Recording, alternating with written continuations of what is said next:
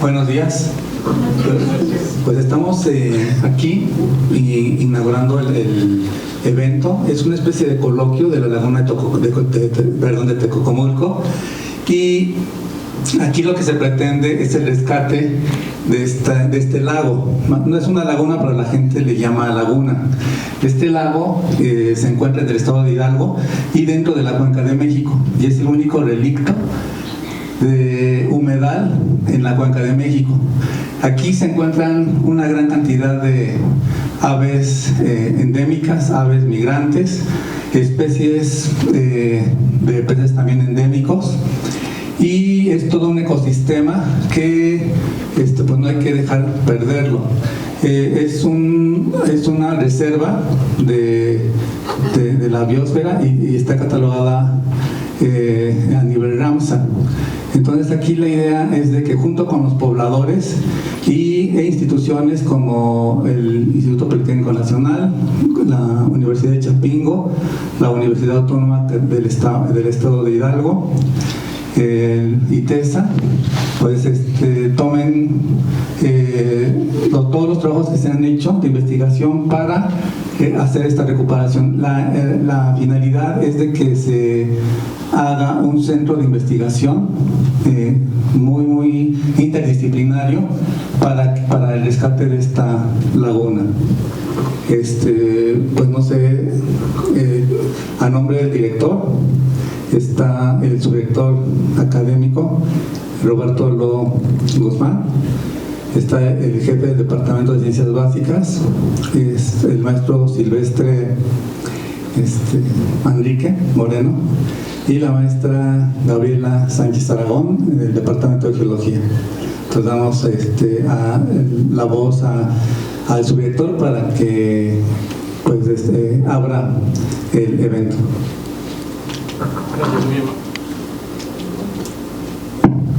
Gracias, muy amables. Muy buenos días a todos.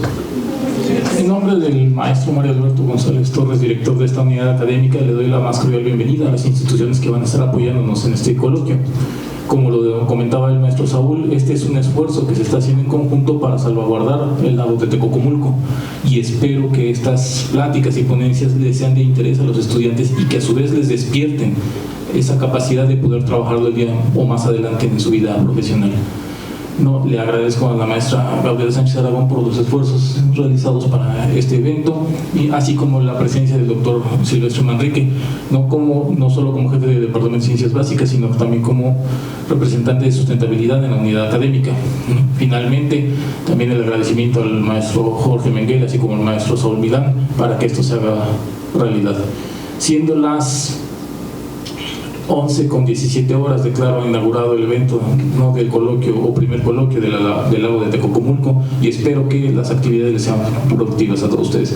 Muy amable, muchas gracias.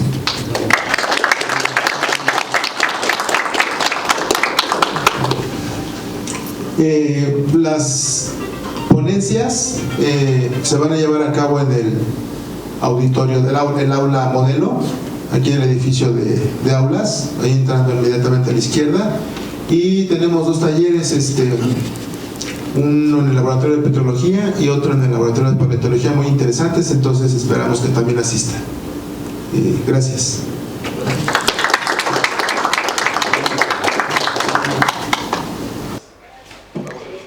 Hola a todos, muy buenas tardes. Pues el día de hoy, me llamo Sara Liliana Herrera del Barco, soy de Ingeniería Geológica, y pues el día de hoy les voy a presentar los parámetros morfométricos de la microcuenca del río Tepozano. Y los temas que vamos a estar tocando en estos 30 minutos son la localización de esta microcuenca, sus características fisiográficas, la pendiente media de la cuenca por el método de Horton, la elevación media de la cuenca, su forma, la curva hipométrica, sus características y orden de la corriente, sus densidades, el perfil y la pendiente del cauce. Y como localización tenemos que esta microcuenca está llamada por el río Tepozán, se encuentra en las coordenadas 98 grados, 16 minutos, 26.328 segundos oriente, y bueno, esas también son las del norte.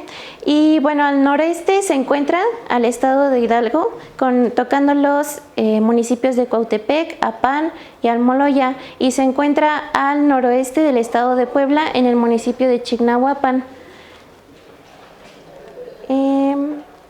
Bueno, como características fisiográficas tenemos que la cuenca tiene un área aproximada de 180.22 kilómetros cuadrados.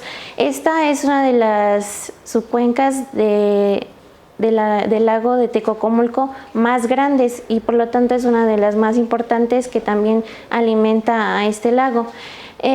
Bueno, por su área se clasifica como una cuenca pequeña, o sea, siendo de las más grandes se clasifica como una cuenca pequeña.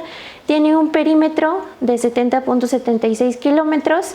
La longitud de la cuenca, que es la línea que podemos denominar como LC, es de 20.68 kilómetros y su ancho, que es una línea perpendicular, es de 14.33 kilómetros. Para la longitud nos basamos en tomar los dos puntos más alejados de la cuenca. También de manera perpendicular para el ancho tuvimos que tomar en cuenta los dos puntos más alejados de la cuenca y pues la orientación de la cuenca es hacia el noroeste. Tenemos que la corriente principal es la línea roja que tenemos ahí marcada. El exutorio, que es por donde va a salir el agua, se encuentra ahí, aquí. Este es nuestro parteaguas, que son los puntos más altos que delimitan nuestra cuenca. También el área va a ser todo lo que se encuentra dentro de nuestra cuenca. Es importante que recordemos estos datos porque nos van a ser de importancia para la siguiente información que vamos a ver.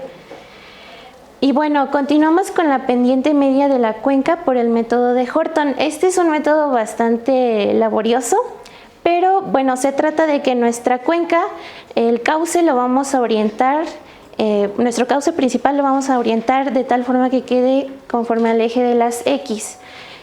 Entonces, si se dan cuenta, más o menos está orientado conforme al eje de las X. Y bueno, yo me basé utilizando la plataforma, el software de Illustrator para poder hacer este movimiento. Nosotros sacamos los datos de la cuenca de la plataforma de Seattle, desde el INEGI. Entonces, lo que yo hice fue tomar varias capturas de pantalla, por eso se ve así como que cortado raro. Sacamos varias capturas de pantalla y las pegué en el programa de Illustrator y ya una vez orientada la cuenca, trazamos el mallado. El mallado tiene que tener de 80 a 120 intersecciones dentro de la cuenca, no importa el tamaño de los cuadros, tiene que haber más o menos esto. En este caso hubo 103 intersecciones. Después de todo esto, vamos a medir lo que son las longitudes. Las longitudes de nuestras líneas, esta va a ser como que denominadas LX, entonces vamos a medir las de LX1, LX2, LX3. Si se dan cuenta, aquí hay un corte. Este corte lo omitimos y lo vamos a sumar. Estas dos se van a sumar como una sola. Y así sucesivamente con todas las horizontales. De igual manera, vamos a hacer lo mismo con todas las verticales que van a ser denominadas LY, porque están orientadas en el eje de las Y. Entonces iniciamos con LY1, LY2, LY3 y LY4, de tal forma de que cuando tengamos todas nuestras longitudes procederemos a sumarlas. Todas tienen que ser longitudes en kilómetros. Entonces estas longitudes las pude sacar ya sea del ArcMap o también del mismo Seattle. Entonces, teniendo ahí nuestros datos, la longitud en X es de 153.75 kilómetros y en LY es de 135.64 kilómetros. Después de esto vamos a tener que contar todas las intersecciones, o sea, todos los puntos que caigan dentro o que toquen la silueta de nuestra cuenca. Por lo tanto, todas las intersecciones van a ser marcadas en el eje de las X, van a ser todas las que toquen nuestra nuestras líneas horizontales, pero ojo, tienen que tocar las curvas de nivel. Aquí, por ejemplo, yo decidí que fueran, como están muy pegadas, si se dan cuenta, son unas curvas muy pegaditas, entonces yo decidí tomar de 40 en 40, y entonces estos fueran las que tocaban nuestro eje de la horizontal. Y ya después, también de igual forma, tomar los puntos que toquen las curvas de nivel con las verticales. Y esos fueron los resultados. En las inserciones en X fueron de 140 y las de Y 161. Dicho esto, con base a los números de las intersecciones que ya tomamos y la longitud en X y la longitud en Y, se va a calcular posteriormente la pendiente de la cuenca en cada dirección. Entonces tenemos que el número de intersecciones en X, se multiplica por 0.04, que es la D. La letra D es como la distancia que tomé anteriormente entre curvas. Lo pasé a kilómetros, entonces pues es 0.04. Lo multiplicamos y se divide entre la longitud en X, que es 153.75. Eso nos da una pendiente en X de 0.038. Y bueno, ahí me equivoqué, pero es el número de intersecciones en Y por igual 0.04 entre 135.64, que es la longitud en Y. Esto nos da 0.047. Una vez hecho esto, se calcula la pendiente media, ya sea de forma aritmética o geométrica. Yo decidí tomar la aritmética, que es sumando estos dos resultados y los dividimos entre 2, y nos da un total de 0.042. Esto más adelante se define como una cuenca de transición. Ahora vamos con la elevación media de la cuenca. Este también es un paso un tanto laborioso, ya que una vez teniendo todos los puntos que caen dentro de la cuenca, los vamos a definir como las elevaciones. Entonces lo que yo hice fue tomar el programa de Seattle y entonces tuve que calcar en una hoja de papel la forma de la cuenca, y también puse por encima la cuadrícula. Una vez hecho esto, recurrí al cursor para tocar cada uno de los puntos, ya que el Seattle nos da inmediatamente, poniendo el cursor, las elevaciones de cada uno de estos puntos. Una vez teniendo esto, se calcula la elevación media. Entonces, una vez teniendo todas las elevaciones, nos dio un total de 118 puntos. Todas las elevaciones las sumamos y nos da un total de 315.843 metros, y lo vamos a dividir entre el número de puntos, que son 118. Esto nos da una elevación media de 2.676.63 metros. Ahora vamos con la forma de la cuenca. Es importante para el comportamiento de la descarga del río por el exutorio, ya que esto nos va a definir, estos tres coeficientes nos van a definir de qué manera es el comportamiento de descarga de nuestro río. Entonces comenzamos con el coeficiente de compacidad, definido como Kc. Entonces este ya es algo que está determinado, entonces 0.282 por el perímetro, que se los había mencionado anteriormente, entre la raíz del área. Entonces hacemos las operaciones pertinentes y nos da un total de 1.48. Por lo tanto, la cuenca tiende a ser un cuadrado.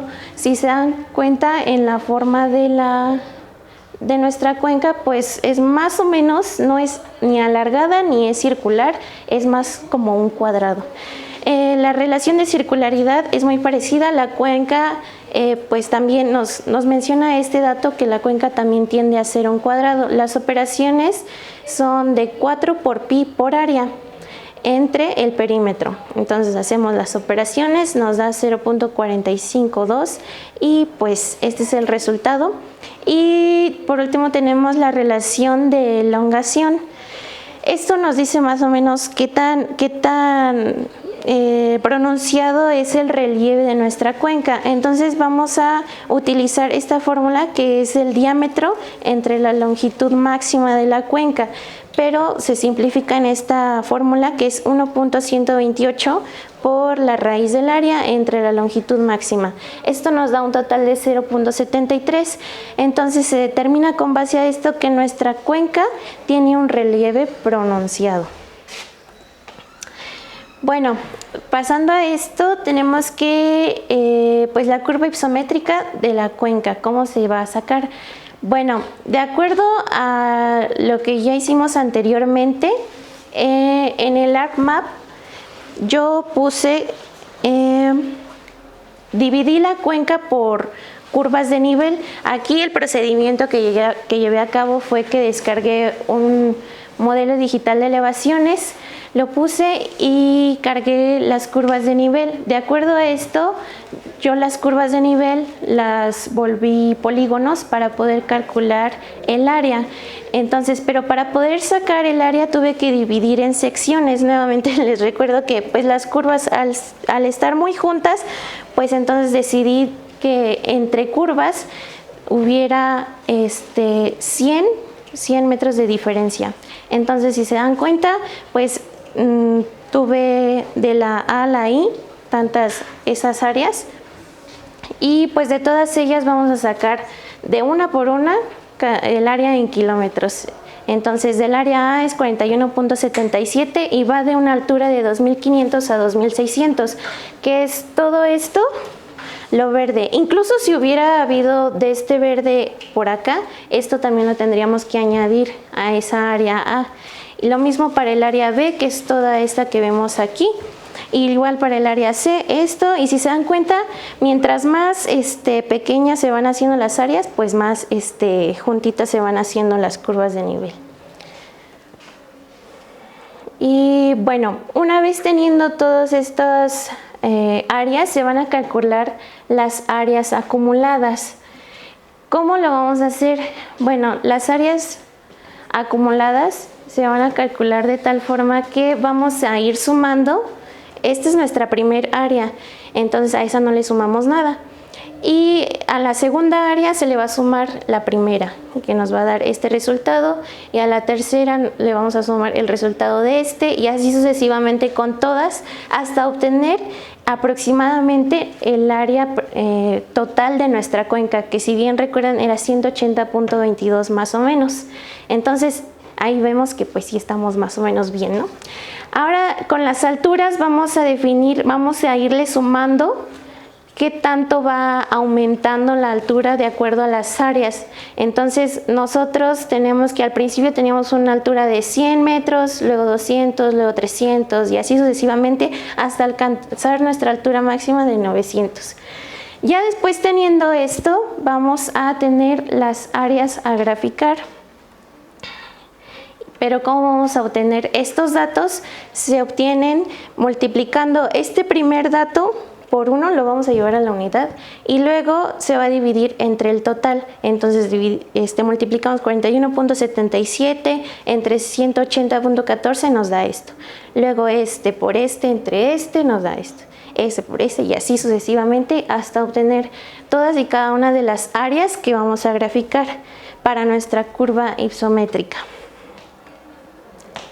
Bueno, ahora vamos a calcular las alturas, que es aproximadamente prácticamente lo mismo, más bien. Entonces vamos a tener todas las alturas que eran de 100, 200, 300, así sucesivamente, y vamos a hacer lo mismo. Vamos a poner aquí un 0 y aquí un 1, y lo que vamos a hacer es multiplicar por 1 y dividir entre el total. Nos da 0.11 y así. 200 por 1 entre 900, 0.22 y así sucesivamente obtenemos todas las alturas para graficar. Una vez teniendo estos datos, ahora sí procedemos a graficar las áreas que obtuvimos anteriormente con las alturas que obtuvimos ahorita. Y esta es nuestra curva hipométrica. Bueno, no se ve muy bien, pero bueno, sí se alcanza a ver la curva. Y por la curva se considera que es una cuenca madura. una cuenca madura. Entonces ahí no tenemos problemas con la parte de la erosión ni en que esté en desequilibrio. Entonces se considera que es una curva madura. Siguiente. Bueno, ahora tenemos las características y el orden de la corriente. Tenemos que, como ciertas características, que la corriente es madura, como mencioné anteriormente, o sea que aquí disminuye la velocidad, no hay cascadas, no hay rápidos, porque de ser así, si hubiera cascadas, si hubiera rápidos, entonces se consideraría una corriente joven, pero es madura. Entonces es como se muestra en esta imagen, es como que tranquilo, la profundidad ya está más establecida. Y bueno, tenemos que nuestra cuenca tiene un drenaje dendrítico. El drenaje dendrítico se caracteriza por ser semejante a un árbol. Entonces tenemos eso, y también tiene un patrón ramificado, un patrón ramificado. ¿Por qué? Pues porque se parece a un árbol, ¿no? Luego tenemos que es un cauce perenne, o sea que conduce agua todo el año. Si bien no es tanta la cantidad del agua, sí se mantiene conduciendo agua a lo largo de todo el año. Ahora vamos con esta parte que es el orden de las corrientes. Aquí volví a tomar nuestra cuenca del software de ArcMap, y lo que hice fue, con ayuda del Paint, retomar todas las que eran las corrientes de orden 1. Esto es más que nada para saber qué tipo de orden de jerarquía cumple con nuestra cuenca. Entonces todas las líneas de color verde son nuestras líneas de orden 1, son aquellas que no tienen otros ríos tributarios aquí, o sea que los intersecten a ellos.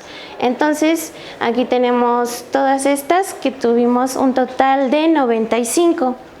Una vez teniendo el cruce de 1 más 1, tenemos los de orden 2, y así. Entonces aquí tenemos otro 1 más 1, 2, 2, y así sucesivamente. Y del orden 2 tenemos 51. Del orden 3 va a ser de dos órdenes 2, valga la redundancia, que crucen entre sí. Cuando tengamos este cruce entre dos del orden 2, vamos a obtener el orden número 3. Aquí hay otro que es la línea morada, otro aquí, otro aquí, otro aquí y aquí. De esos nada más obtuvimos 25. ¿Por qué digo que 25? Si ustedes ven nada más una línea, ¿no? Pero aquí los vamos a contar hasta que haya otro de los cauces. Entonces, por eso que digo aquí este es uno, aquí este es otro, aquí este es otro, otro, y así sucesivamente. Entonces tenemos 25 en total, y de igual forma, cuando haya el cruce de un 3 más un 3, entonces nos da un orden 4. Y así, hasta acá se juntaron los orden 4, que tuvimos en total 10.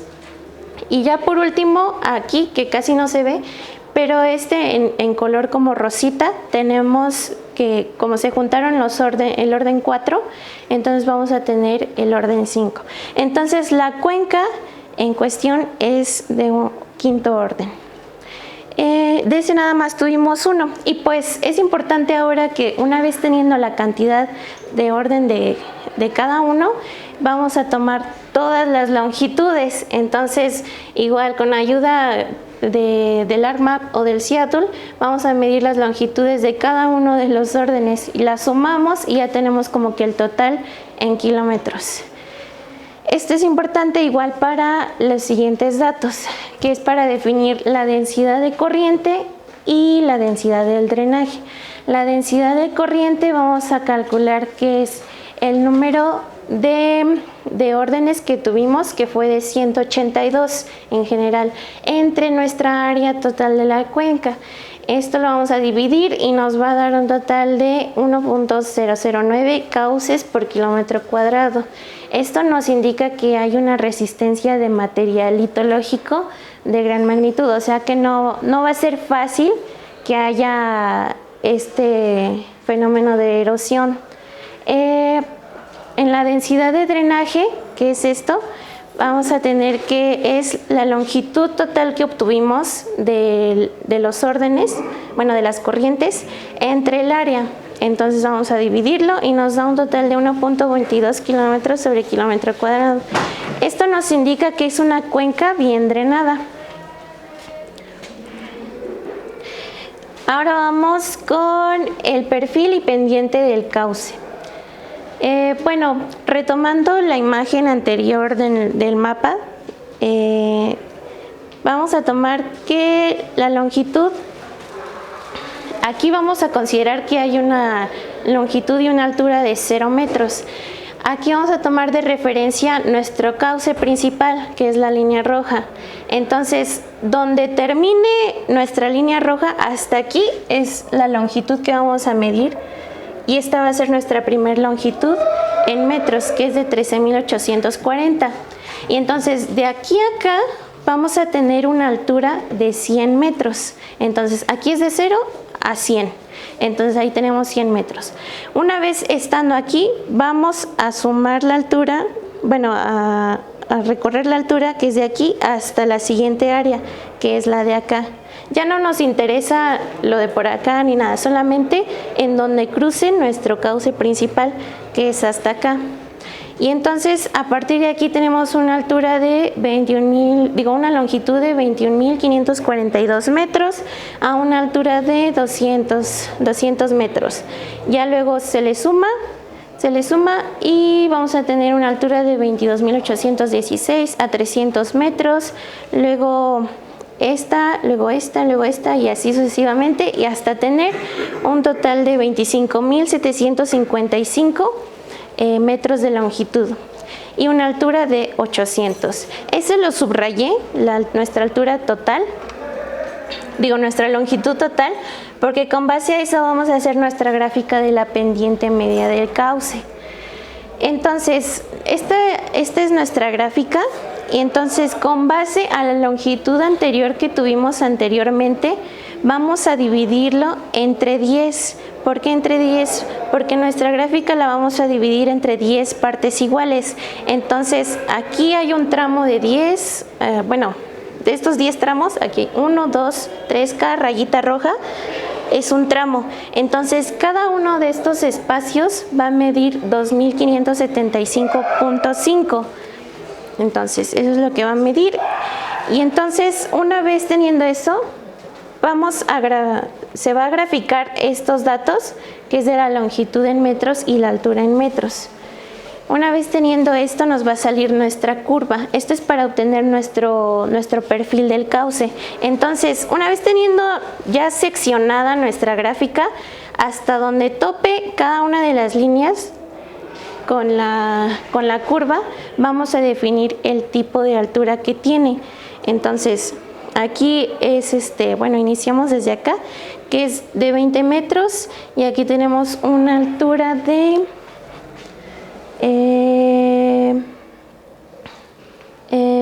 20, una altura de 20. Luego aquí tenemos esta segunda línea, que es con una altura de 40 metros, luego la de 58 metros, luego 70, 90, 120, 140, 180, 340 y 800. Una vez teniendo estos datos, vamos a proceder a las pendientes. ¿Qué vamos a hacer? Estas fueron las alturas resultantes, que fueron la de 20, 40 y así sucesivamente. Esta fórmula es de que vamos a restar la mayor con la menor. Como nuestra primera altura es de 0, pues entonces aquí se queda que 20 menos 0, pues es 20. Se divide entre la longitud que había entre cada uno de los tramos, entonces es 0.0077. Ya luego hacemos lo siguiente, que es 40 menos la menor. Entonces se divide entre 2575.5, nos da lo mismo, y aquí es cuando va a ir cambiando. Entonces, conforme a estos resultados que vamos obteniendo, vamos a definir si vamos a clasificar la pendiente de nuestro cauce principal. Una vez teniendo todos estos resultados, vamos a sacar la pendiente media, que aquí corresponde a la N, al total de pendientes que sacaron, que fueron 10. Entonces lo dividimos entre cada uno de los resultados, la raíz de cada uno de los resultados, 1 entre la raíz, 1 entre cada una de las pendientes, perdón, y se va sumando. Y ya después de esto lo vamos a elevar al cuadrado, por lo que la pendiente nos va a dar de 0.01765. Ahora sí, retomamos nuestra gráfica anterior para definir las zonas dentro del cauce. Entonces, de acuerdo a las pendientes que obtuvimos anteriormente, determinamos que toda esta zona, la que va de aquí hasta acá, que es más o menos 1, 2, 3, 4, 5, hasta la pendiente 6, son menores de 1 por 10 a la menos 3. Y cuando son menores de 1 por 10 a la menos 3 es porque todo esto va a estar conformado por planicie. Ya después, teniendo de las siguientes pendientes, que es de las 6 a las 7, 8 y 9, vamos a tener nuestra zona de transición. Bueno, aquí se desconfiguró, pero esta parte de aquí va a ser nuestra zona de montaña, que es la pendiente que va a ser mayor a 1 por 10 a la menos 2. Y pues bueno, aquí consideramos, como les había mencionado anteriormente, que nuestra cuenca va a ser principalmente de transición. Entonces, no hay una zona que sea ni muy alta y va a ser conformada más que nada por la zona de planicie. Y pues ya para terminar, pues nuestras conclusiones es que pues los parámetros morfométricos pues de la microcuenca del río Tepoztlán pues nos muestran que tiene un drenaje eficiente en los escurrimientos pluviales, y pues gracias a la pendiente de su cauce, la elevación del terreno y el orden de corrientes que pues presenta, se va a considerar que la cuenca es uno de los afluentes más importantes y relevantes para la conservación y la recarga de nuestro lago principal en cuestión, que es el lago de Tecocomulco. Y bueno, no sé si tienen alguna duda o... Perdón si fue mucha información, pero sí, pero es muy importante. Sí. ¿Podrías regresar, Saray, una de tus gráficas donde estableces empecemos por esa, pero me gustaría una donde tienes la zonificación de las áreas por la altura? ¿Esa? Sí. Miren, muchachos, me presento, pues soy José Guadalupe Fuentes. Sí. Yo soy, pues ahorita, estudiante de maestría en Chapingo, y siempre lo que tenemos nosotros como un problema, como expertos todos de distintos campos del conocimiento, es que creemos que nuestro saber es el más importante, pero resulta que se vuelve mucho más importante y mucho más impactante cuando este saber lo logramos articular con otras áreas del conocimiento. Y aquí es en donde tenemos que hacer un juego, lo que estaba platicando al principio los dos maestros, con relación a que pretendemos hacer un área de Poli, pero que también es un área de Chapingo, y también es un área de la UNAM, y también es un área de otras dos universidades locales del estado de Hidalgo. Es porque lo que nos hace falta casi siempre es tener de manera precisa cómo un área tan aparentemente abstracta como lo que sería la geología, pues impacta en la cotidianidad de lo que nosotros estamos haciendo. ¿Por qué hago este punto, Saray? Porque se dan cuenta ustedes en la conformación de este río, que para empezar siempre tenemos un problema en términos de la nomenclatura. Aquí se llama, lo que encontró Saray, río Tepoztlán, pero si ustedes lo ubican en otras partes de la literatura, 180 kilómetros cuadrados que mencionaba Saray, prácticamente nos dan aproximadamente un impacto para el lago de alrededor de un 20-23% de esta cuenca. Esa es la importancia de esta cuenca. Esta es la más importante en términos de la conformación, pero en términos de la literatura, de lo que ustedes conocen, de la clasificación que mencionabas ahí, pues diríamos es una cuenca madura que no tiene problemas. Pero aquí ya vienen los impactos, y ahorita que lo que es la parte más bien del impacto antropocéntrico se llama, donde Antropogénico. Eso lo podemos ver aquí. ¿Se dan cuenta de esto? ¿A poco la naturaleza hace líneas rectas? Este es el impacto de un proceso de desarrollo que empezó hace ya muchos años, pero que impactó a partir de 1980 la Comisión Nacional del Agua. Y ustedes dicen, bueno, eso, pues nosotros qué. Bueno, aquí viene lo importante. Todo este trabajo que hizo Saraí a mí me impacta y te felicito, porque es una cantidad de talacha enorme, que solamente a los que nos dicen que somos nerd a veces nos interesa, pero aquí hay una parte que tenemos que empezar a interactuar. ¿Qué quiere decir? Que esta talacha que hizo Saraí tenemos que buscar ahora cómo ella aprenda también los principios de programación, porque lo podemos llevar a inteligencia artificial que nos dé esto mismo, pero en tiempo real, para poder crear una app y que nos diga en un momento dado, ¿sabes qué? Tú, agricultor de esta zona, no tienes en un momento dado por qué están produciendo cebada. ¿Y por qué digo cebada? ¿Qué característica? ¿Conoce usted la cebada? ¿Sí? ¿No? ¿Conocen la avena? ¿Sí? ¿De qué tamaño es el grano? La cebada es muy similar. ¿Quién es cervecero de aquí? Nadie, ¿verdad? Ni la han probado. Bueno, la cebada es la materia prima más importante de la cerveza. ¿Sí? A veces ni siquiera sabemos, después del agua, la cebada es la más importante. Bueno, ¿qué característica tiene la avena y qué característica tiene la cebada? Granos chiquitos. ¿Y eso qué nos da?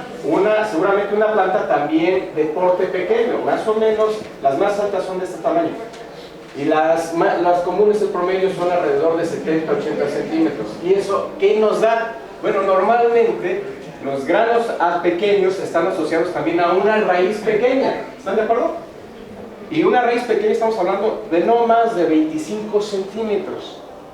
¿Y qué hacen nuestros productores de toda esta área? Producen cebada. ¿Y qué es lo que hacen? Decía Saraí en sus conclusiones que al ser una cuenca madura, pues resulta que no tiene grandes problemas de erosión. Lo que te toca ahora, Saraí, es ver si esto que tú descubriste en términos de números corresponde con la realidad, porque sí tenemos problemas graves de erosión. ¿Y saben por qué? Porque los agricultores desde hace más de 60 años están produciendo cebada, y la cebada lo que hace, necesita que le rompamos la estructura al suelo. ¿Y qué pasa cuando tenemos que rompemos la estructura al suelo? Se va al río. ¿Se va a dónde? Al Y se río. va acá. Se va acá, a donde está nuestra materia de estudio.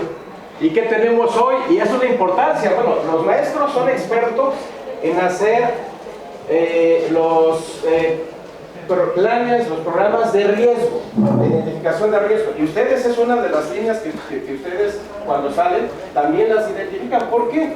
Porque esos factores de riesgo nos dicen posibles catástrofes por inundaciones principalmente, ¿no?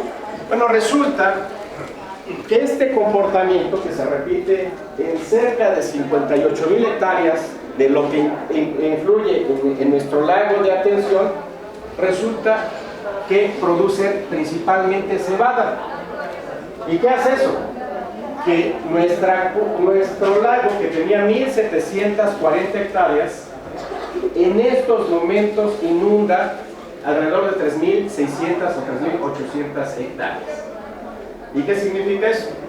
Pues prácticamente una descompensación entre lo que se podría hacer y lo que ahorita, con producto de una política, ustedes seguramente habrán escuchado, es más de mis tiempos, pero que decía la Modelo, que exportaba una gran cantidad de cerveza a otras partes del mundo.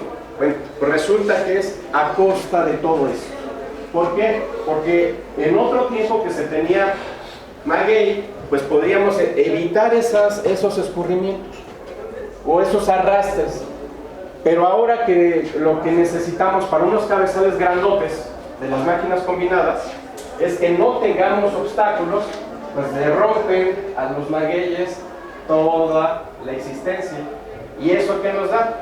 Toneladas y toneladas y metros cúbicos de tierra que nos llevan a generar un problemota en este lugar.